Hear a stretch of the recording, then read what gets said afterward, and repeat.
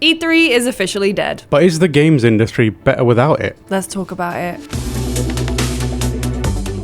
Damn, it's happened. E3 is officially gone. It's dead in the water. It's not Rest coming in back. peace, the electronic triples. So we thought we'd talk a little bit this week about why that matters, where the games industry goes from here. To think that we will never have that show again. It was the tentpole event in gaming for 25 something years? Yeah, you never know what you have until it's gone. That's what they say, right? It kind of applies to E3. I think for a lot of people, E3 was, the gamer pilgrimage. That's what you wanted to do at least once in your lifetime, right? You wanted to go to E3.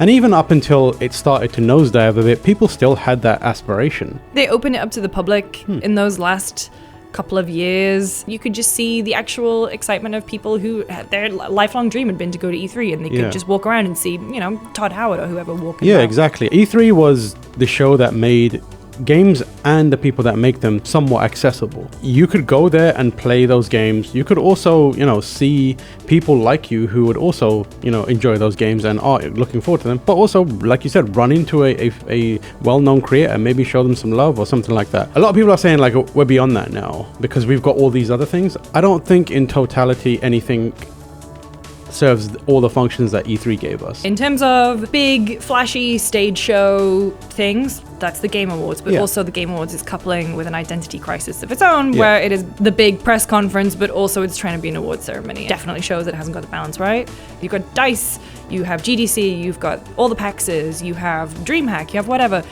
But E3 was the centralized thing. Everyone would be there. And then also for people who, on our side of it, who had aspirations of being in media, that was the place you went to establish yourself. I self-funded my E3 trip, my very first one in 2012. I self-funded it. GameSpot got me a badge because I'd been an intern, and they were like, yeah, don't worry about it, we can get you a badge. I did a bunch of freelance, and then a couple months later is when I got my first proper job in the industry. Yeah, the functions of E3 have been almost democratized into a bunch of other places, but what we lose is a singular moment and a singular space where all of it can come together in a major way. Part of our E3 coverage job was like, hey, BBC or Sky or whatever wants to talk to you. So as well as on your appointment list, you'd have like time blocked out, speak to mainstream media about this stuff.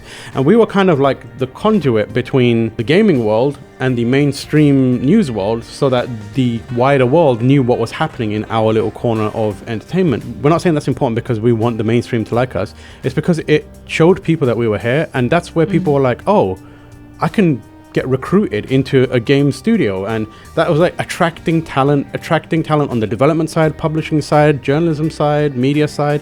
It was really important for that. The thing to keep an eye on now is whether Summer Games Fest grows. It's another part of the Jeff Keighley empire. The last 2 years that we've been to, it's showed a wild amount of potential. Even the change from the first year we went to this year, 2023, it was a huge difference. What was your favorite E3 moment? Because I went to 7 or 8 of them.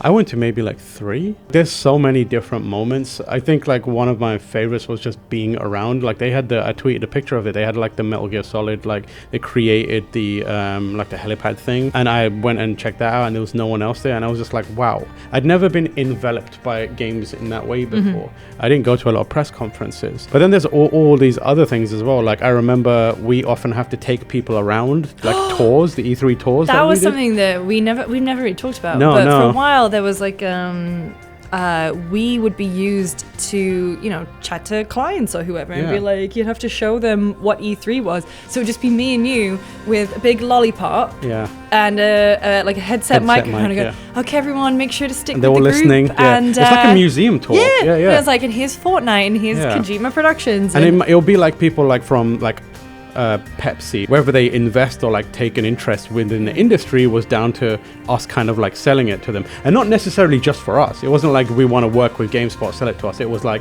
they would go away with an understanding of the industry as a whole and choose whether they want to invest or spend money in it and build it up a bit more. Those were the first time I did that. That was really fun, and it was like. Because at the end of it, you'd go around all the booths, and at the end of it, they'd come up to you and be like, I really enjoyed that, or like, can you tell me more about this game, or etc., etc. And you got to just speak to people who are genuinely interested about it. It was the first time I met Phil Spencer and interviewed him, was live on stage, and it was a big deal for us because like ordinarily Big Phil didn't go around and do a lot of these but we were like lucky enough to get him for a bit, and it was an amazing interview and it went really well. We were so nervous going into it. We prepared so much for that interview, and then once it was over, we had like a huddle. It was like me, you, and Mahadi, and we were like fist bumping, and we were like, yeah, that went good. There's so many like wild stories that just don't happen anymore. You can find out about like Method Man appearing randomly, like all different members of the Wu-Tang Clan, and obviously it's a different world now. Jodie Foster there once. I was sitting on the floor one time and Kanye West walked out and was like in front of me, and I was like, this was like Kanye many years ago, and I was like, what is going on? This was the good way of kind of having celebrities at your gaming event. It wasn't they were brought on to be like, I broke my leg, you suck, shut up. It was, oh, this person is here because they have a genuine interest in being here, and maybe it's like somewhat pushed by a marketing thing, but like you would see Method Man was there around gamers. You'd find like Elijah Wood or something, like playing a game, and you're like, oh damn, that's Elijah Wood. I will say there are definitely elements of E3 that are going to continue, but I think it's due to the companies who have pioneered. So Nintendo always went big on their booths. Their booths were always incredible. We, earlier this year, went to PAX and we went to Nintendo. Same vibes. Yeah. It was way bigger though. Themed, way bigger, way more pods. I really hope that that's the spirit of E3 that gets taken and made into a much bigger thing. E3 is gone. What is hanging in the balance is the sense of community it provided. More so than like they've got to play games. It's the community. And I think like that is more important than anything. I would like whatever comes up in its wake to enshrine that more than here's a series of trailers that we're going to bring you, like that feeling. And Summer Games Fest feels like it's a couple of steps in that direction, and I hope that continues. But rest in peace, E3. That's it for this week's episode of Spot On, and actually that's it for Spot On for this year, because we are tired, and also next week is a short week here for GameSpot. So no episode next week. We'll be back in the new year. Probably the second week of the year, because we're both off that first week and finally taking a little vacation. Yeah, for sure. If you have any, like, let us know what you thought of Spot On in the comments. That would be nice. Let us know your favorite E3 memories, because I've been sort of reliving them. I think my favorite is still Peggle 2 getting announced by that one guy. Pretty good, obsessed. What an incredible way of announcing a game, and I use that GIF all the time. And tell us what you thought about the show. What would you like to see in the future, and maybe we'll take a look and try and make some tweaks to the show if we feel like it's necessary.